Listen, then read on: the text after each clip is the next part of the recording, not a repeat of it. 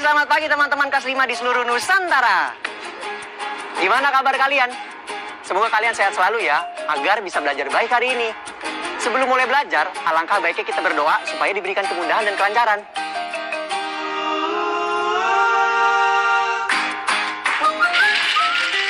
Teman-teman, kalian sadar nggak kalau alat transportasi itu sangat memudahkan kita untuk berpindah dari satu tempat ke tempat lainnya.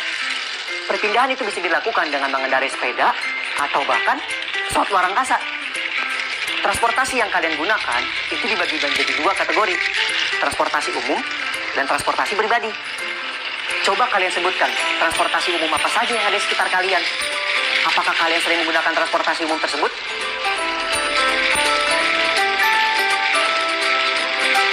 Coba kalian tulis jawabannya di buku kerja kalian masing-masing ya.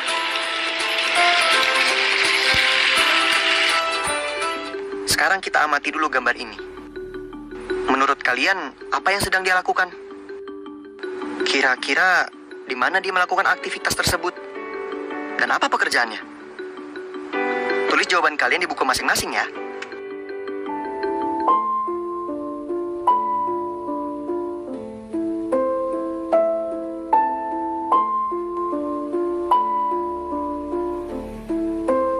Anakku, malam ini ayah terlambat pulang saat hari jadimu menjelang.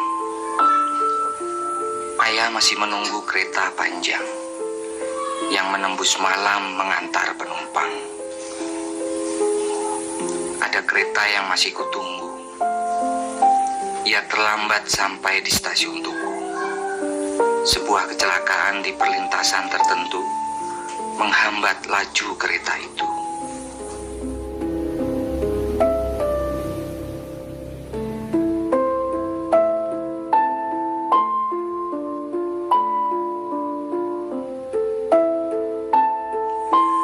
Petugas perlintasan mengabarkan palang pintu perlintasan ditabrak oleh bis yang oleng ke depan. Sopir mengemudi kencang. Penumpang bergelayut dan berimpitan. Penumpang melompat sebelum sampai ke tujuan.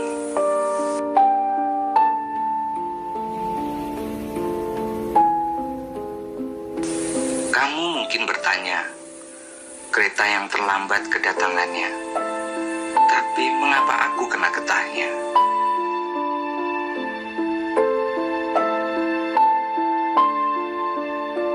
Anakku, tugasku memastikan kereta tak melenceng ke kiri atau ke kanan sebelum berangkat atau sampai tujuan. Peluitku memberi aba-aba di garis depan.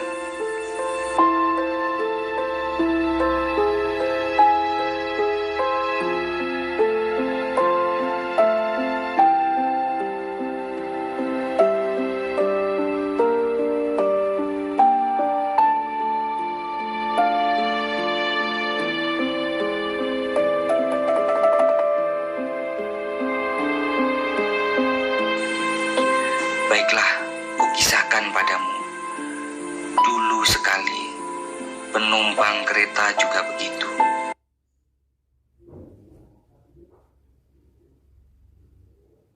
Mereka, tapi kini penumpang mulai tertib.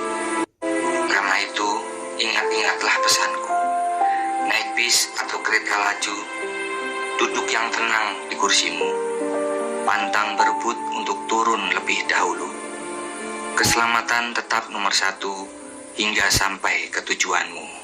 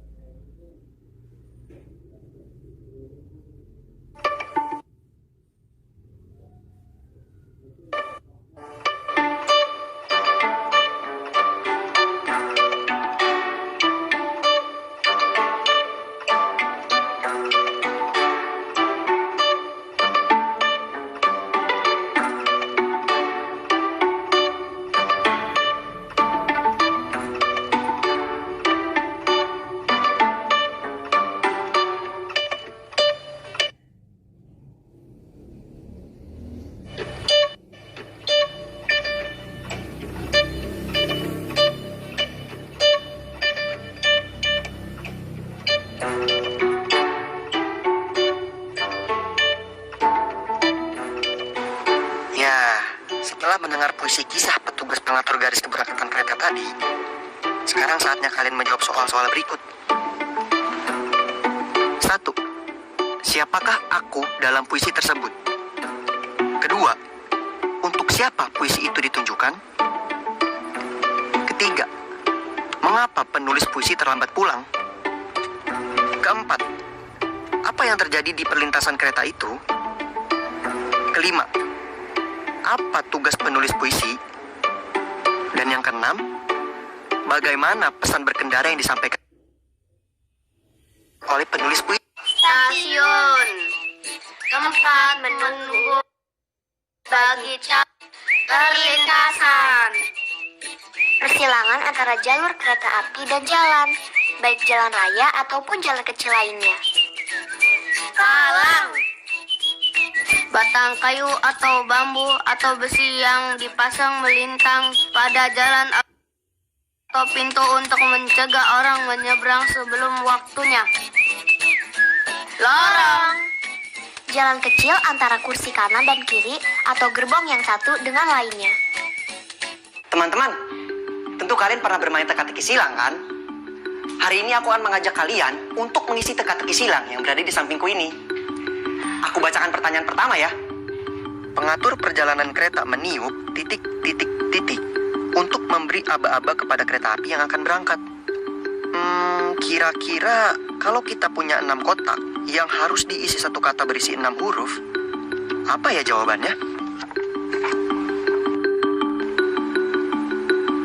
Benar, jawabannya adalah peluit. Sekarang kita lanjut ke soal nomor 2. Kita punya 6 kotak menurun. Dahulu, penumpang berdesak-desakan di titik hingga pintu kereta tanpa memperhatikan keselamatannya. Kira-kira apa ya jawabannya? Kita sudah punya huruf L nih di depan katanya.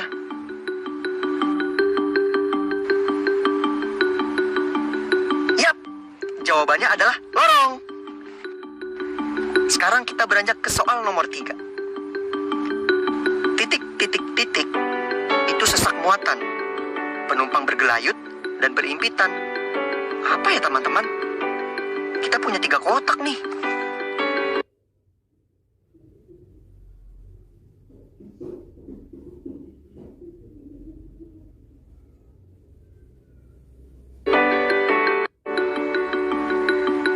Betul sekali, jawabannya adalah bus.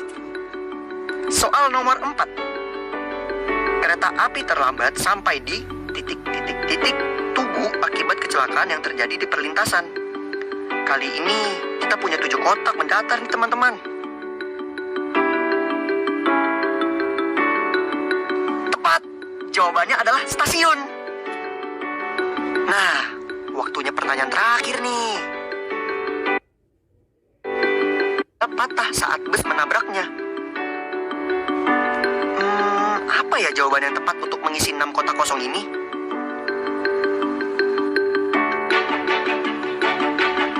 Benar, jawabannya adalah palang ini. Kalian pintar. Kali ini kita akan belajar mengenai perbandingan jumlah penumpang. Coba kalian pilih, tanda manakah yang paling tepat untuk menggambarkan banyaknya penumpang yang dapat diangkut oleh 2 alat transportasi berikut? Jawaban yang benar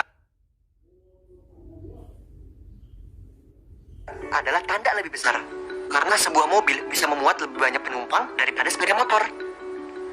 Lalu, bagaimana dengan sepeda dan sepeda motor ini?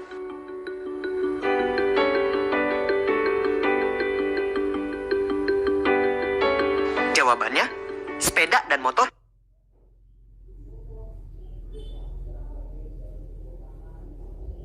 sama-sama hanya bisa diisi paling banyak 2 orang saja. Ingat, tidak boleh lebih dari 2 orang ya. Karena akan bahaya sekali apabila diisi lebih dari 2 orang. Sekarang, bagaimana dengan becak dan mobil di layar? Yang benar adalah tanda lebih kecil. Karena becak hanya bisa diisi paling banyak oleh 3 orang. Sedangkan mobil bisa diisi lebih dari 3 orang.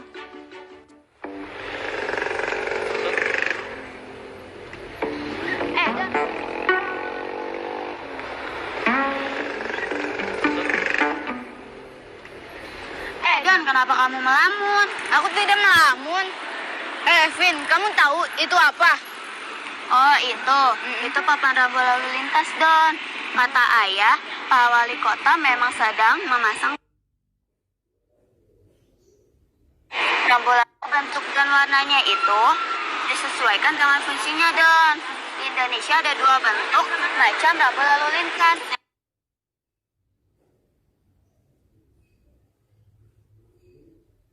Yang satu ada lingkaran dan yang kedua ada segi 4.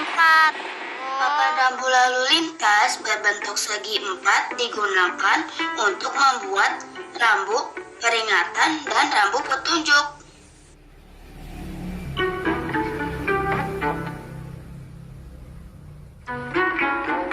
Sedangkan papan rambu lalu lintas berbentuk lingkaran digunakan untuk membuat rambu lalu lintas, larangan, dan perintah.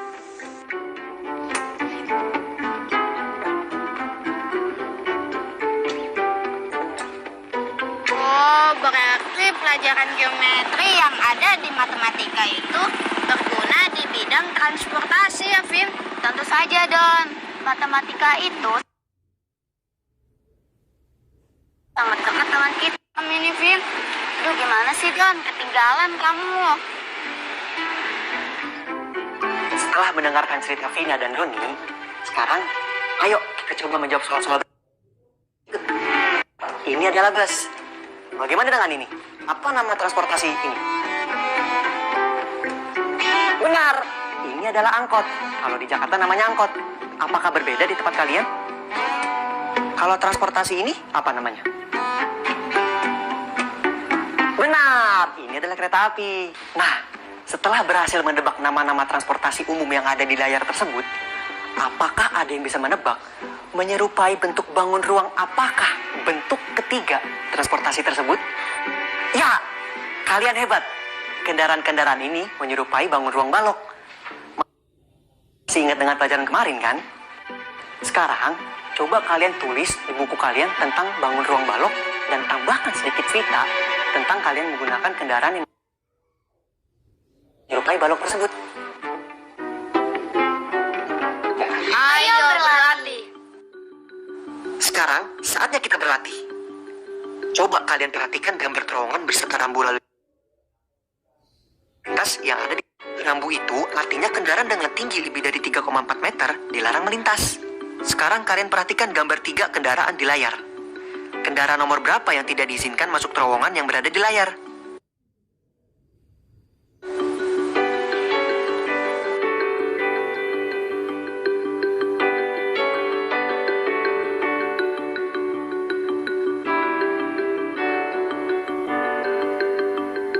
Tepat sekali.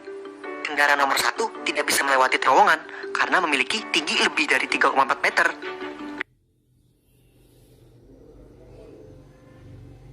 Apabila dipaksakan masuk, terowongan bisa tertabrak dan hancur.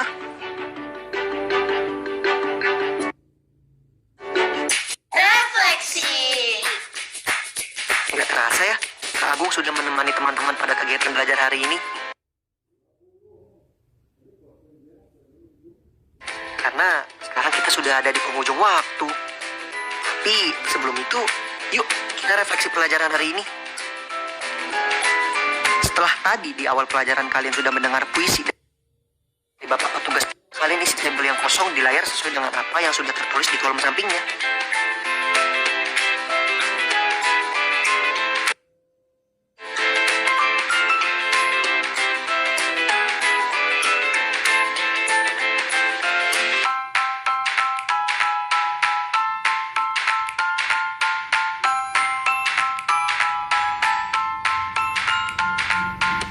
Nah, ini dia jawabannya teman-teman.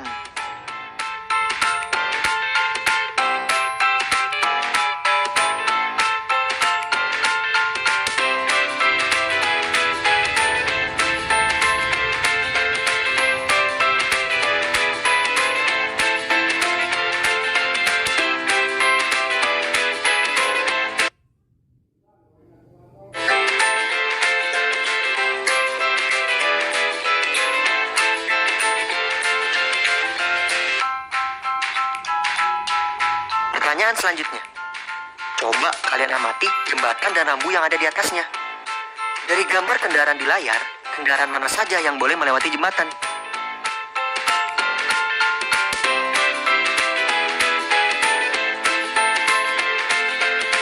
Jawabannya adalah kendaraan C boleh melewati jembatan, sedangkan kendaraan A dan B tingginya melebihi 2 meter, sehingga tidak diperbolehkan melintas jembatan.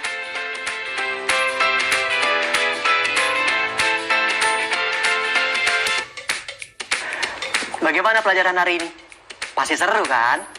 Semoga ilmu yang kalian dapatkan bisa berguna dan bermanfaat buat kalian ya. Dan jangan lupa di-review bersama orang tua atau wali kalian di rumah ya. Sampai jumpa lagi. Dadah!